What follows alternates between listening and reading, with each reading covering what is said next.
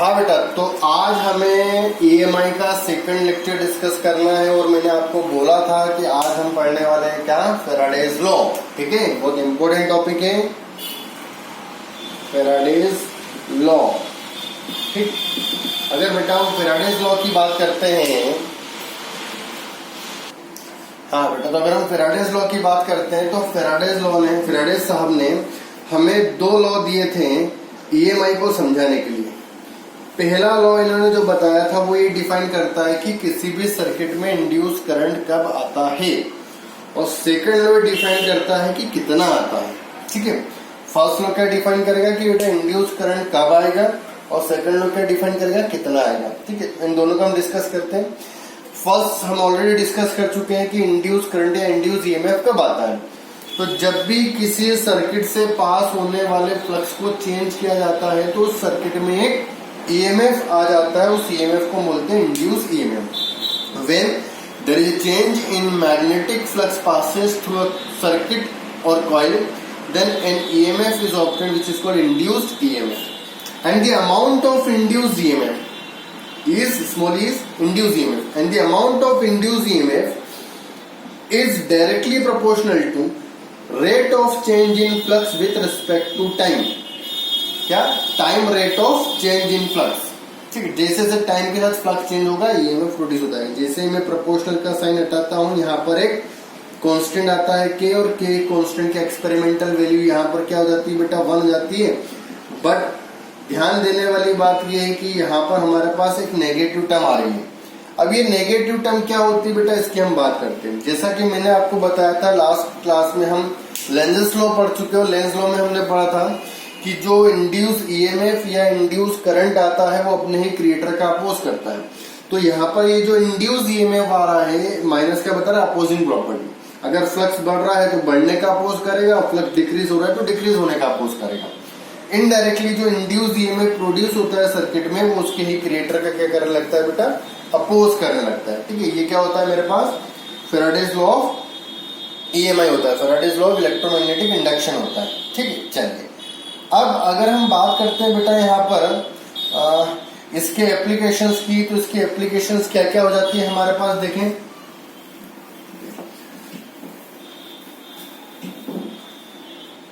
तो यहाँ पर जो सबसे पहला इसका एप्लीकेशन आता है, ठीक है, वो रहेगा हमारे पास बेटा यहाँ पर क्या, जैसे फॉर एग्जांपल मान लीजिए क्वेश्चन करवा देता हूँ मैं आपको इसका, ताकि आपको अच्छे से क्लियर हो जाए। मान लीजिए कि मेरे पास फ्लक्स है, and flux is equals to 3t² + 2।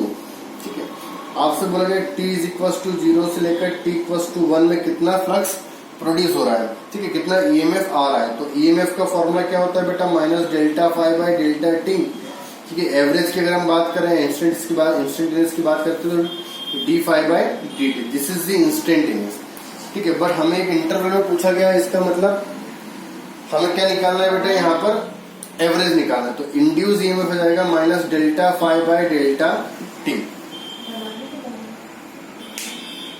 ठीक है, तो E is equals to minus of φ2 - φ1 divide by T2 - T1। φ2 मतलब हम यहाँ पर 1 पुट करेंगे तो 3 + 2 5, माइनस T की वैल्यू 0 पुट करेंगे तो 2, डिवाइड बाय 1 - 0 दैट इज 1। तो इंड्यूस ईएमएफ आ रहा है मेरे पास यहाँ पर बेटा क्या, 3 वोल्ट। ठीक है, इस तरह से हम क्या कैलकुलेट कर सकते हैं, इंड्यूस ईएमएफ की वैल्यू को कैलकुलेट कर सकते हैं। ठीक है, हम और भी तरह से इंड्यूस ईएमएफ निकाल सकते हैं।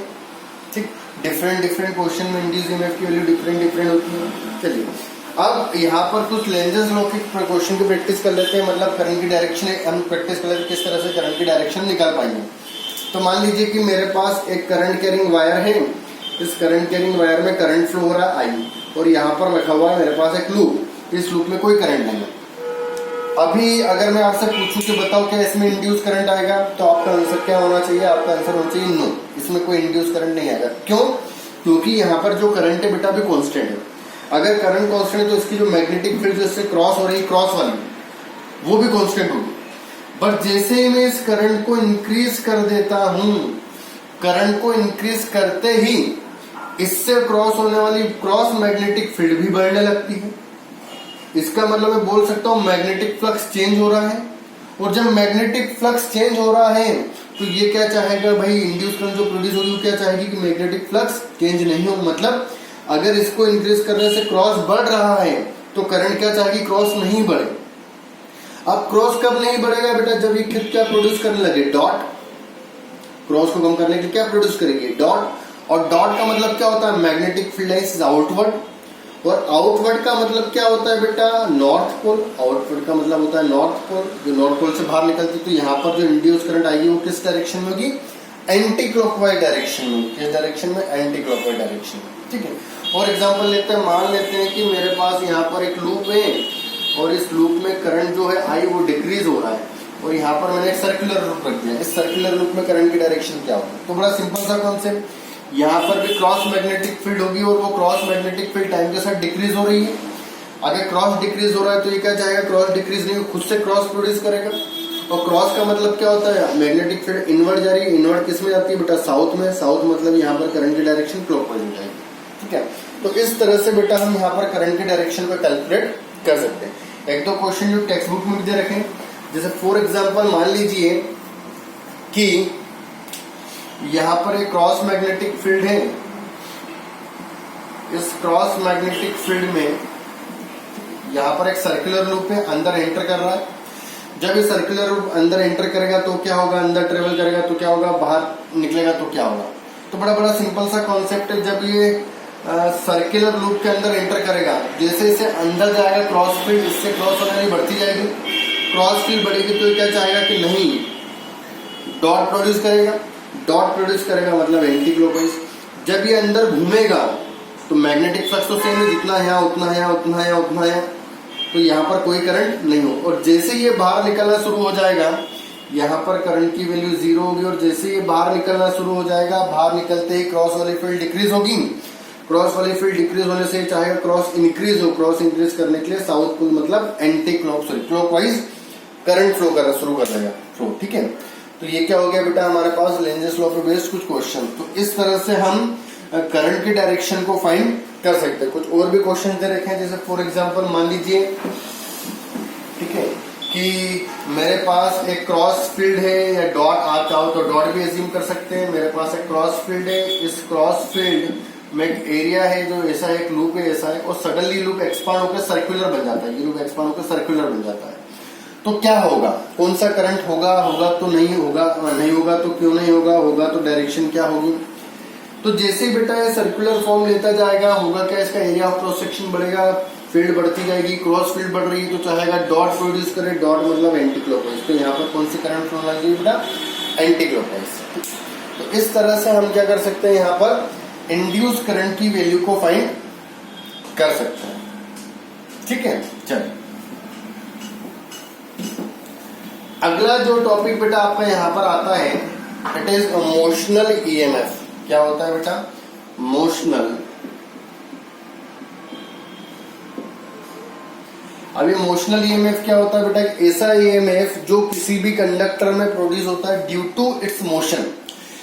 It is the EMF developed across the ends of conductor due to its motion in magnetic field. जब भी कोई कंडक्टर मैग्नेटिक फील्ड के अंदर मोशन करता है तो उसके एंड के अक्रॉस एक ईएमएफ जनरेट हो जाता है। This EMF is called motional EMF. तो मान लीजिए कि मेरे पास एक लूप है इस तरह से, ठीक है, क्रॉस यू शेप मैंने एक फ्रेम लिया हुआ है, इसमें मैग्नेटिक फील्ड इनवर्ट डायरेक्शन में है, और यहाँ पर मैंने एक रॉड लगा दी, and this rod whose length is L can move freely. This rod whose length is L can move freely between AB and CD. See, this rod is PQ and this rod can move freely in AB and CD, between AB and CD. होगा। अब मैं क्या करता हूँ बेटा, इसको यहाँ पर एक धागा लगा लेता हूँ, कोई भी एक पर्टिकुलर डिवाइस लगा तो उससे हल्के हल्के से खींचता हूँ। जब खींचूंगा तो क्या होगा, सपोज करो रॉड यहाँ आ गई, रॉड जो भी यहाँ आ जाएगी। जैसे ये रॉड यहाँ आएगी, हुआ क्या, देखो पहले एरिया कम था, बाद में एरिया बढ़ गया, तो एरिया में चेंज आया। और याद करो हमने पढ़ा था बेटा, तीन चीजों में से कोई में भी चेंज हो गया, या तो एरिया में चेंज, या बी में चेंज, या एंगल में चेंज। तो इंड्यूस ईएमएफ आता है, मतलब यहाँ 100% इंड्यूस ईएमएफ तो आना है। और क्यों आ रहा है? Due to motion of conductor, motion से आ रहा है। तो अगर ये ईएमएफ मोशन से आ रहा है, इसलिए इसे क्या बोला गया बेटा? मोशनल ईएमएफ बोला गया। अब होगा क्या? इसमें करंट प्रोड्यूस हो जाएगा। अच्छा, सबसे पहले हम बात करते हैं कौन सा टर्मिनल हाई पोटेंशियल पर होगा, कौन सा टर्मिनल लो पोटेंशियल। मान लीजिए कि कांस्टेंट वेलोसिटी v से आगे बढ़ रहा है, वो कितना डिस्टेंस आगे बढ़ गया? मान लीजिए x डिस्टेंस आगे बढ़ गया है, ठीक है। जब एक कांस्टेंट वेलोसिटी v से आगे बढ़ेगा तो इसके अंदर प्रेजेंट जो प्लस क्यू चार्ज होगा वो v वेलोसिटी से क्रॉस वाली मैग्नेटिक फील्ड के अंदर मोशन कर रहा है, तो उस पर क्या लगेगा? एक फोर्स। क्या लगेगा बेटा? एक force. And force is QVB, जिसको हम बोलते हैं क्या? Magnetic force is equal to QVB, ठीक है। डायरेक्शन क्या होगी? Q times of V cross B। तो V किधर है बेटा मेरा? इधर, और मैग्नेटिक फील्ड किधर? अंदर, अंदर। तो फोर्स किधर? ऊपर। मतलब ये प्लस क्यू चार्ज यहां चला जाएगा। अगर प्लस यहां जा रहा है तो ऑब्वियस है माइनस यहां जाएगा। तो देखो, एक तरफ प्लस हो गया, दूसरी तरफ माइनस हो गया। तो यहां पर क्या हो गया? पोटेंशियल में डिफरेंस है। This potential difference is called what? EMF. और इसी को हम बोलते हैं इंड्यूस ईएमएफ, क्योंकि हमने कोई बैटरी तो लगाई नहीं है, ऑटोमेटिक जनरेट हो रहा है, इसलिए इसको क्या बोला गया बेटा? यहाँ पर इंड्यूस ईएमएफ बोला। तो जब भी हम किसी वायर को कांस्टेंट वेलोसिटी से खींचेंगे तो उसमें एक ईएमएफ जनरेट हो जाएगा। This EMF is called induce EMF. And current is always flow from higher potential to low potential. Higher potential तो करंट हायर से लोअर की तरफ फ्लो हो जाएगा, इस तरह से, ठीक है। चलिए, अब इसकी वैल्यू हमें निकालना है। तो ईएमएफ हमें पता है according to Faraday's law, induce EMF जो होता है वो होता है minus of D phi by D T. What is the value of flux? Flux is B into A.